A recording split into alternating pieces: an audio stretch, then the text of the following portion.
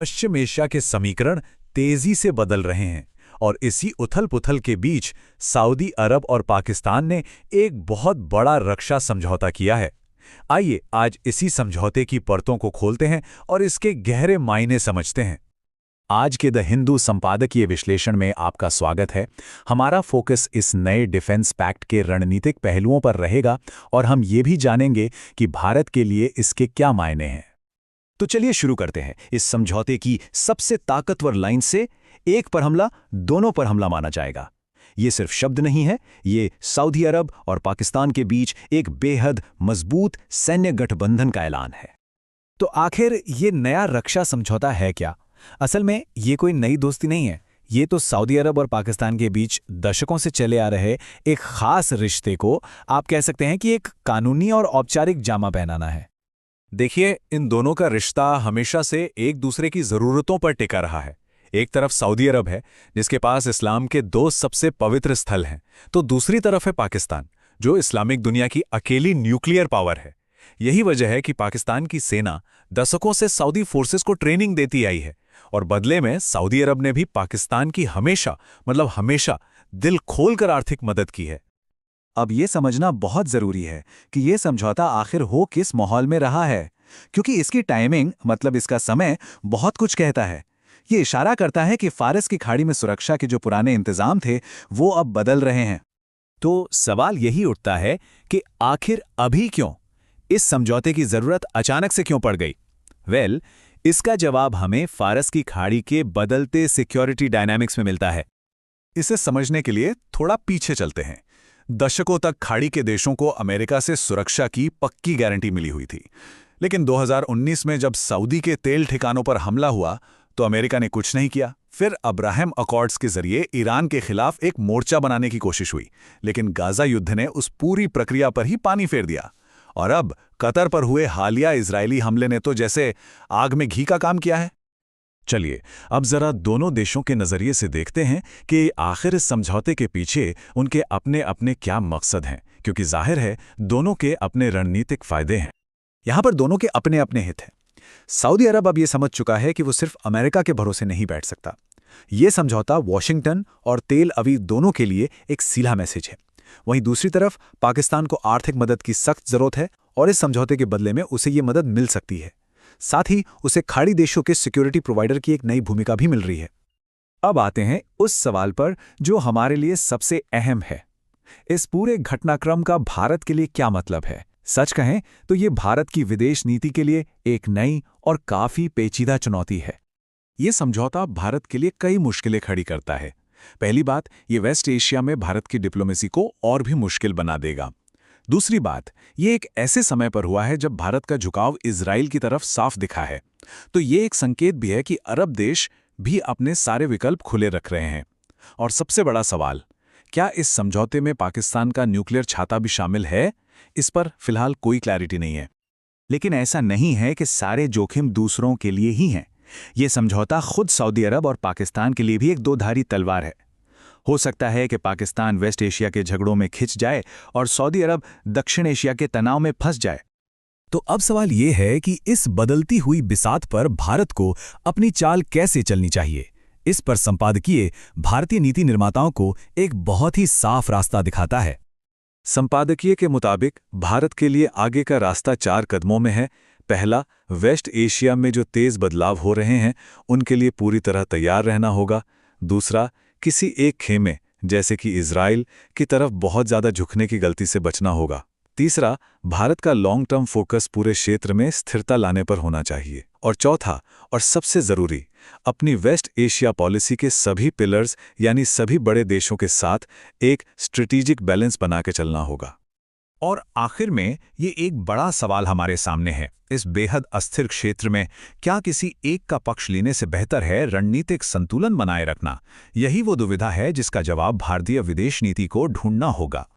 हमारा अगला एडिटोरियल है भारत के चुनाव आयोग यानी ईसीआई पर लगे निष्क्रियता के एक बहुत ही गंभीर आरोप के बारे में।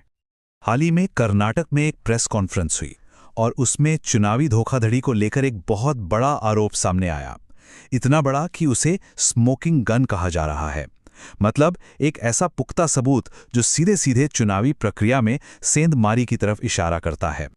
तो चलिए थोड़ा और गहराई में उतरते हैं। आखिर ये पूरा मामला है क्या? देखिए, बात यह है कि चुनावी धोखाधड़ी की एक क्रिमिनल इन्वेस्टिगेशन चल रही थी जो अब एक तरह से ठप पड़ गई है।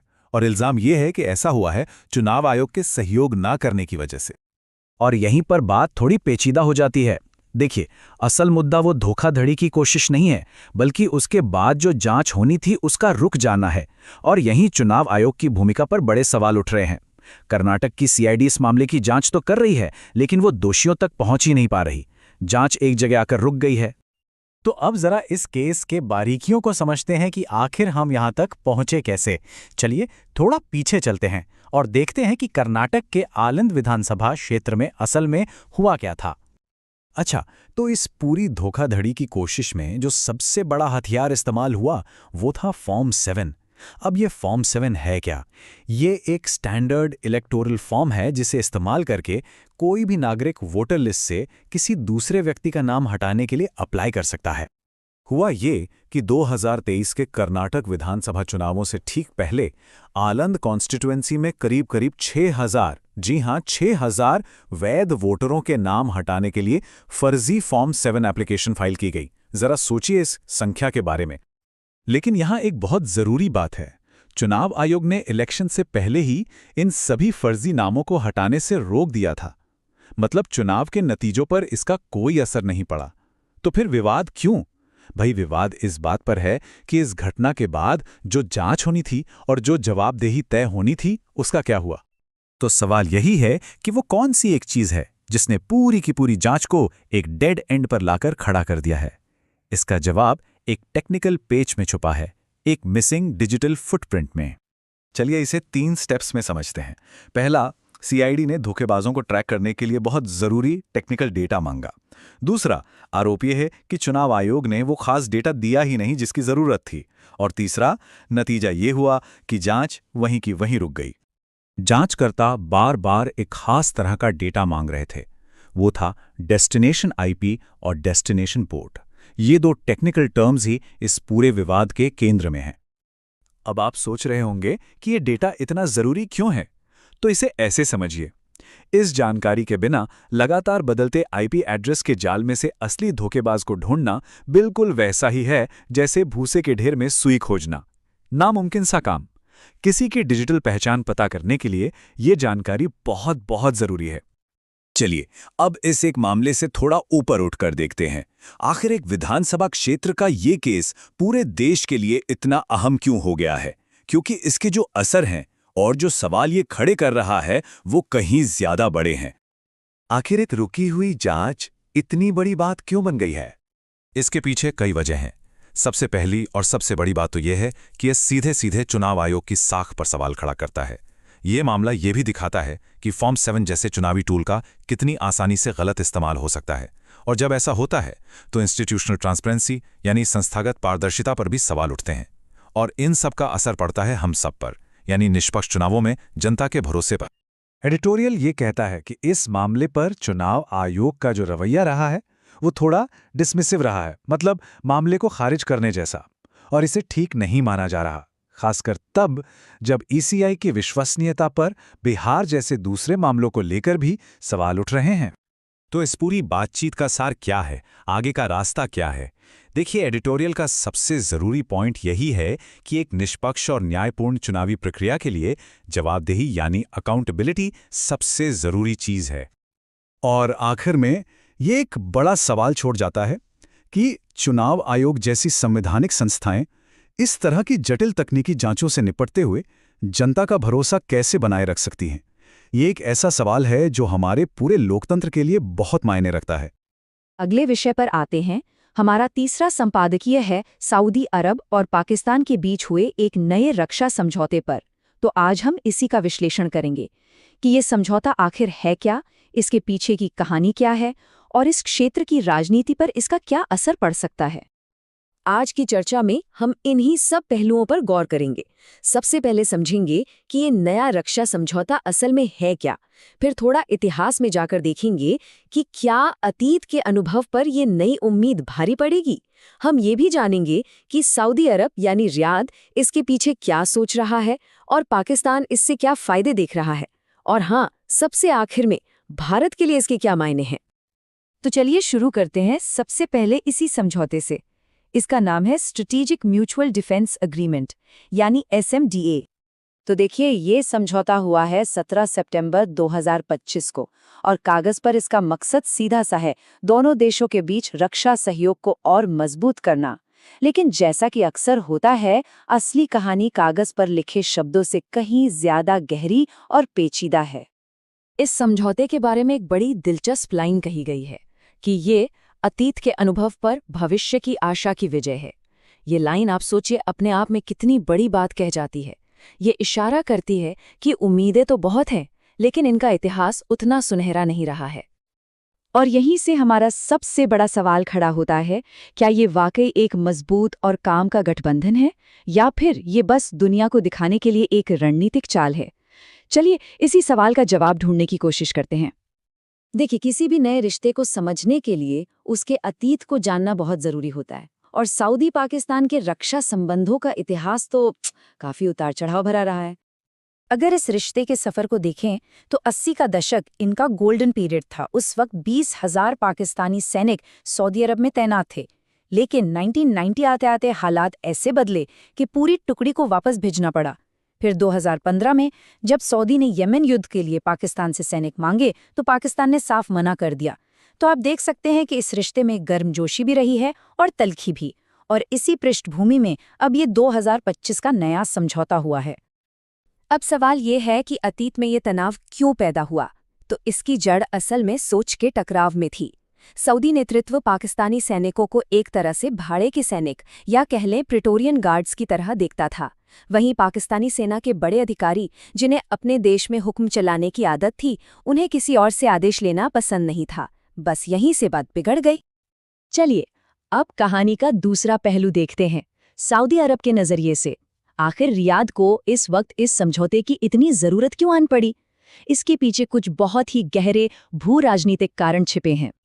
देखिए, असल में ये जो समझौता है ना, ये सऊदी अरब के लिए एक तरह से प्लान बी था। उनका असली और पहला प्लान तो अमेरिका के साथ एक बहुत बड़ी डील करना था, जिसमें इजराइल को मान्यता देना भी शामिल था। लेकिन गाजा संघर्ष की वजह से वो प्लान खटाई में पड़ गया।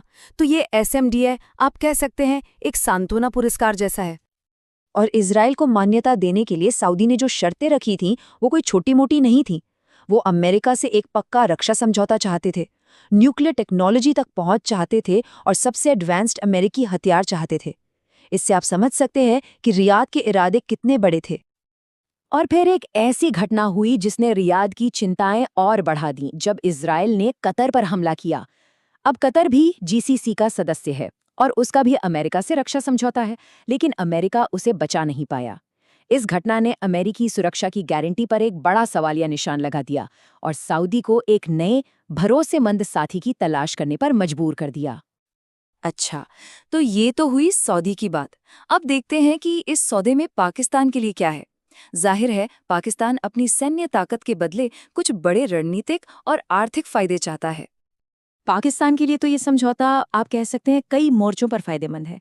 एक तो उन्हें बेहतर सैन्य हार्डवेयर और ट्रेनिंग मिलेगी। दूसरा, अपनी खस्ताहाल अर्थव्यवस्था के लिए सऊदी से पैसा और तेल मिलेगा। तीसरा, वो इसे भारत के खिलाफ एक रणनीतिक बढ़त के तौर पर देखते हैं। और चौथा, इससे ये भी पक्का होगा कि इस्लामाबाद रियाद के पाले में रहे, तेहरान के नहीं। तो मतलब निचोड़ क्या निकलता है? निचोड़ यही है कि ये समझौता असल में दिखावे चिनी ज्यादा है। जब तक कोई बहुत बड़ी मुसीबत नहीं आ जाती, तब तक इसका असली असर शायद ही जमीन पर दिखे। ये बस एक संदेश देने की कोशिश है। और अब आते हैं उस सवाल पर जो शायद सबसे जरूरी है। इस पूरे घटनाक्रम का, इस नए समीकरण का भारत के लिए क्या मतलब है? इस पूरे समीकरण में अगर देखें तो भारत की स्थिति बहुत ही ज्यादा मजबूत है। हम सऊदी के दूसरे सबसे बड़े व्यापारिक साझेदार हैं। हम उनसे सबसे ज्यादा कच्चा तेल खरीदते हैं। सबसे बड़ा प्रवासी समुदाय वहां भारतीयों का है। और तो और सऊदी ने भारत में $100 अरब के भारी भरकम निवेश का वादा किया है। ये सारे तथ्य भारत को एक जबरदस्त रणनीतिक बढ़त देते हैं। और ये बात सिर्फ हम नहीं कह रहे, जरा इस बयान पर गौर कीजिए। एक वरिष्ठ सऊदी अधिकारी ने खुद ये माना कि उन्हें पाकिस्तान और भारत दोनों के साथ रिश्ते संतुलित रखने होंगे, और उन्हें खासतौर पर भारत का जिक्र एक परमाणु शक्ति के तौर पर किया। ये दिखाता है कि सऊदी अरब भारत को नज़रअंदाज करने का जोखिम बिल्कुल नहीं उठा सकता। और सबसे दिलचस्प बात तो ये है कि कुछ रिपोर्ट्स के मुताबिक जब ये समझौता हो रहा था तो सऊदी अरब ने इस बारे में नई दिल्ली को पहले से ही बता दिया था, उन्हें विश्वास में लिया था। ये भारत और सऊदी के बीच आज के समय में बढ़ते भरोसे और खुले संवाद का एक बहुत बड़ा सबूत है। तो आखिर में ये समझौता हमें एक बड़े सवाल के सामने लाकर खड़ा कर देता है। पश्चिम एशिया में तेजी से नए नए गठबंधन बन रहे हैं, समीकरण बदल रहे हैं। ऐसे में भारत को सोचना होगा कि वो इस बदलते माहौल में अरब सागर के पार अपने रणनीतिक रिश्तों को और कैसे गहरा और मजबूत कर सकता है। हमारा अंतिम और चौथा संपादकीय है जलवायु स्वास्थ्य पर एक दृष्टि, भारत से सबक। ये एक बहुत ही दिलचस्प टॉपिक है जिसमें हम ये समझेंगे कि क्लाइमेट और हेल्थ आपस में कैसे जुड़े हैं और भारत इसमें दुनिया को क्या सिखा सकता है। हमारा अंतिम और चौथा संपादकीय है जलवायु स्वास्थ्य पर एक दृष्टि, भारत से सबक। ये एक बहुत ही दिलचस्प टॉपिक है जिसमें हम ये समझेंगे कि क्लाइमेट और हेल्थ आपस में कैसे जुड़े हैं और भारत इसमें दुनिया को क्या सिखा सकता है। तो चलिए इसी सवाल से शुरू करते हैं। सुनने में थोड़ा अजीब लगेगा, है ना, कि क्या एक स्कूल लंच प्रोग्राम भी क्लाइमेट चेंज से लड़ सकता है? लेकिन यकीन मानिए, भारत का जो अनुभव है वो हमें बताता है कि हाँ, ऐसा हो सकता है। तो इसकी पूरी कहानी समझने के लिए हमें चलना होगा ब्राजील। हाल ही में वहां क्या हुआ कि दुनिया के करीब 90 देश क्लाइमेट और हेल्थ पर एक ग्लोबल कॉन्फ्रेंस के लिए मिले और वहां उन्होंने मिलकर एक बहुत जरूरी दस्तावेज तैयार किया जिसका नाम है बिलिम हेल्थ एक्शन प्लान। अब ये प्लान आगे जाकर COP30 में लॉन्च होना है और यही प्लान आगे का ग्लोबल एजेंडा तय करेगा। पर यहाँ एक चौंकाने वाली बात सामने आई। भारत इस इतनी बड़ी मीटिंग में ऑफिशियली मौजूद ही नहीं था। सोचिए, ये कितना बड़ा मौका था जो हाथ से निकल गया। और सबसे बड़ी विडंबना तो ये है कि भारत के पास इस टॉपिक पर दुनिया को सिखाने के लिए बहुत कुछ था। तो सवाल ये उठता है कि भारत आखिर दुनिया को सिखा क्या सकता था, और यहीं पर भारत की जो वेलफेयर स्कीम्स हैं वो पिक्चर में आती हैं। देखिए, ये स्कीम सीधे सीधे क्लाइमेट के लिए तो नहीं बनी थी, लेकिन इन्होंने अनजाने में ही क्लाइमेट और हेल्थ दोनों को जबरदस्त फायदा पहुंचाया है। चलिए कुछ उदाहरण देखते हैं तो बात और साफ होगी। जैसे पीएम पोषण योजना को ही ले लीजिए। इसका मेन मकसद क्या था? बच्चों का पोषण। लेकिन इसने बाजरा जैसे अनाज को बढ़ावा दिया, जिससे क्लाइमेट फ्रेंडली खेती को भी ताकत मिली। या फिर स्वच्छ भारत अभियान, लक्ष्य था सफाई, लेकिन इससे पब्लिक हेल्थ और पर्यावरण दोनों सुधरे। पीएम उज्ज्वला योजना ने महिलाओं को साफ ईंधन दिया, जिससे घर के अंदर का प्रदूषण कम हुआ। और मनरेगा, इसने गांव में रोजगार तो दिया ही, साथ ही खराब हो चुकी जमीन को फिर से हरा भरा कर दिया। सबसे कमाल की बात क्या है? इनमें से कोई भी क्लाइमेट पॉलिसी के नाम से शुरू नहीं हुई थी, लेकिन इनके फायदे यानी को-बेनिफिट्स बहुत जबरदस्त थे। तो अब बड़ा सवाल ये है कि आखिर ये कैसे हुआ? ये अलग अलग पॉलिसीज जिनका लक्ष्य क्लाइमेट था ही नहीं, वो इस डबल रोल में इतनी कामयाब कैसे हो गईं? इसका जवाब छुपा है 3 वजहों में। पहला, हाई लेवल पॉलिटिकल लीडरशिप। दूसरा, जमीनी स्तर पर लोगों की सीधी भागीदारी। और तीसरा, कोई नया सिस्टम बनाने की जगह जो पुराने इंस्टीट्यूशंस थे उन्हीं का इस्तेमाल करना। चलिए इनको थोड़ा और समझते हैं। पहला, पॉलिटिकल लीडरशिप। जब प्रधानमंत्री खुद किसी मिशन से जुड़ते हैं तो सारे मंत्रालय अपने आप एक लाइन में आ जाते हैं। दूसरा, कम्युनिटी की भागीदारी। स्वच्छ भारत सिर्फ एक सरकारी योजना बनकर नहीं रह गया, उसे गांधी जी के विजन से जोड़ा गया, जिससे लोग इमोशनली कनेक्ट हुए। और तीसरा, मौजूदा संस्थानों का इस्तेमाल। सरकार ने कोई नई कमेटी नहीं बनाई, बल्कि आशा वर्कर्स, सेल्फ हेल्प ग्रुप्स और पंचायतों जैसे अपने सबसे मजबूत ग्रासरूट नेटवर्क का ही इस्तेमाल किया। लेकिन अब कहानी का दूसरा पहलू भी देखते हैं ऐसा नहीं है कि सब कुछ एकदम परफेक्ट था। जब भी इस तरह की पॉलिसीज को जमीन पर उतारा जाता है तो असलियत में कई चुनौतियां सामने आती हैं। कहने और करने में हमेशा एक फर्क होता है। यहाँ पर आउटपुट और आउटकम के बीच का फर्क समझना बहुत जरूरी है। जैसे पीएम उज्ज्वला योजना का उदाहरण लेते हैं। सरकार का आउटपुट क्या था? एलपीजी कनेक्शन देना, जो उन्होंने दिया। लेकिन असली आउटकम क्या होना चाहिए था? साफ ईंधन का लगातार इस्तेमाल। और यहीं पर चुनौती आ गई। कई परिवारों के लिए सिलेंडर दोबारा भरवाना महंगा साबित हुआ, तो वो कनेक्शन होने के बावजूद वापस पुराने ईंधन पर लौट गए। इससे ये पता चलता है कि सिर्फ पॉलिसी बना देना ही काफी नहीं होता, उसके असली नतीजे मिले ये सुनिश्चित करना ज्यादा जरूरी है। तो फिर मुख्य रुकावटें हैं क्या? पहली तो ये कि हमारा एडमिनिस्ट्रेटिव सिस्टम अलग अलग साइलोज में यानी कि टुकड़ों में काम करता है। दूसरा, हर सेक्टर के अपने अलग अलग इंटरेस्ट होते हैं जो कभी कभी आपस में टकराते हैं। और तीसरा, कई सामाजिक और सांस्कृतिक बाधाएं भी होती हैं। तो ठीक है, ये तो हो गई चुनौतियां। अब इनसे निपटा कैसे जाए? इसके लिए इस लेख में भविष्य के लिए एक रोड मैप सुझाया गया है जो 3 पिलर्स पर टिका है। और इसका सेंट्रल आइडिया है हेल्थ को हर क्लाइमेट पॉलिसी के केंद्र में रखना। इसका पहला पिलर है स्ट्रेटेजिक प्रायोरिटाइजेशन। मतलब क्लाइमेट पॉलिसी को भविष्य के किसी बड़े खतरे की तरह नहीं, बल्कि आज मिलने वाले हेल्थ बेनिफिट से जोड़कर पेश किया जाए। जैसे साफ हवा या साफ पानी के फायदे लोगों को तुरंत समझ आते हैं ना। दूसरा पिलर है प्रोसीजरल इंटीग्रेशन। इसका सीधा सा मतलब है कि जैसे आज किसी भी बड़े प्रोजेक्ट के लिए एनवायरनमेंटल क्लियरेंस जरूरी होता है, ठीक उसी तरह एनर्जी, ट्रांसपोर्ट, एग्रीकल्चर जैसी हर पॉलिसी के लिए हेल्थ इम्पैक्ट असेसमेंट भी अनिवार्य कर दिया जाना चाहिए। और तीसरा और आखिरी पिलर है पार्टिसिपेटरी इम्प्लीमेंटेशन। इसमें कहा गया है कि कम्युनिटी हेल्थ वर्कर्स, जैसे हमारी आशा वर्कर्स हैं, वो क्लाइमेट एडवोकेट बन सकती हैं।